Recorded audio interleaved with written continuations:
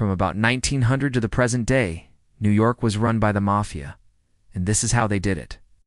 As we'll see in this video, the Mafia controlled every aspect of life for the city's millions of people. They ran gambling, prostitution, and almost every single business that you can think of. The five families of La Cosa Nostra had forged an uneasy alliance, working together to ensure their survival and prosperity. So what made the Mafia takeover possible? First of all, there was no police force in New York or any other American city. And so if you wanted to commit a crime, you could get away with it unless you were unlucky enough to be caught by one of the many vigilant neighborhood watch groups. As well as not having a police force, there was also no federal law enforcement agency like the FBI either. This meant that most crimes went unpunished and criminals operated freely. In fact, in the early 20th century, gangs would even settle their differences through fistfights in public. The other thing that allowed the Mafia to thrive was the sheer number of immigrants that were pouring into the country at the time. Most of these immigrants were Italian, and many of them were desperate for work and easy money. It just so happened that the Mafia had plenty of both, and so most of the Italian immigrants soon found themselves indebted to the Mafia. In fact, at one point, there was an estimated 60,000 gangsters in New York alone. But how exactly did the Mafia control everything? Well, it all started when a group of Italian gangsters arrived from the south of Italy. These guys had previously worked as soldiers under the rule of the feared crime boss, Tito.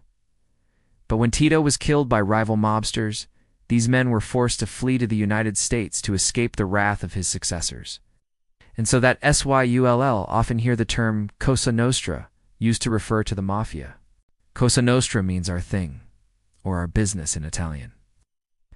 And it was originally used as the name for the group of soldiers who worked directly under Tito. Once they arrived in New York, they quickly adapted to their new surroundings and adopted the customs and culture of the local Irish and Jewish gangs. They began working as thugs for hire and quickly established themselves as a criminal force to be reckoned with. Eventually, they expanded their criminal activities to include extortion, bootlegging, and prostitution, which made them extremely wealthy. And in fact, they became so powerful that the authorities had to start taking them seriously. In the early days, the Mafia tried to avoid violence with the authorities, but eventually the police started targeting them, so they had no choice but to fight back. This led to a violent turf war between the police and the Mafia that lasted for years. But eventually the Mafia won out, and they were able to control the entire city.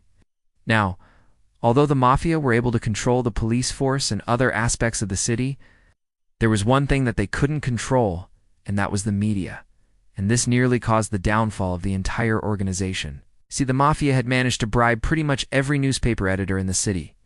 But there was one man who refused to accept their bribes. His name was Charles Pokey, and he published the truth about the Mafia in his weekly newspaper, which was called Variety. Of course, this didn't go down too well with the Mafia, and they threatened Pokey's life several times. But he refused to back down. Eventually, the Mafia decided that they had no choice but to silence him. So on April 18th, 1927, two gunmen approached Pokey while he was walking home from his office and shot him dead in front of hundreds of people.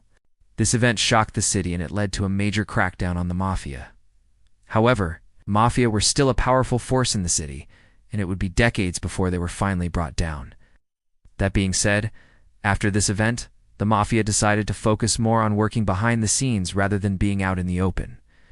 And that's why we know so little about them today. So how did the Mafia control New York? Well, the first thing that they did was to form alliances with other criminal groups in the city. This included the Irish and Jewish gangs, as well as other Italian gangs. By forming these alliances, the Mafia was able to expand its power base and resources. They were then able to use this power to control the city's economy. One way that they did this was through extortion. The Mafia would target businesses and individuals and threaten them unless they paid a certain amount of money. They would often demand money in exchange for protection, but they would also extort people for other reasons as well. For example, they might demand money from a business owner in order to allow them to operate, or they might extort someone who owed money to a mobster. Another way that the Mafia controlled the city was through gambling and prostitution. These were two highly profitable activities that were illegal at the time, and the Mafia was able to capitalize on this by providing gambling opportunities and running brothels. They were also able to use these activities to further their other criminal enterprises. For example, They might use a gambling den as a front for a loan sharking operation. Of course, none of this would have been possible without the help of corrupt officials. The Mafia was able to bribe police officers and politicians in order to protect their illegal activities. This allowed them to operate freely and expand their criminal empire. One of the most famous examples of police corruption during the Mafia's heyday was the relationship between the police and the Lucchese crime family. The Lucchese crime family was one of the 5 major Mafia families in New York, and it was headed by Charlie "Lucky" Luciano. Luciano had a close relationship with police Commissioner Edward J. Leary, and this allowed the family to operate with relative impunity. In fact, the family was able to bribe the police to the tune of $1 million per year. This level of corruption was unheard of, and it really gave the Mafia a significant advantage over the police. Another way that the Mafia controlled New York was through violence. They weren't afraid to use force to achieve their goals, and this often involved murder. They would often target people who were involved in their criminal activities, such as informants or people who owed them money. But they would also use violence against anyone who threatened their power base. For example, they might kill a business owner who refused to pay protection money, or a journalist who was investigating their activities. Despite all of this, there were still some people who tried to stand up to the Mafia.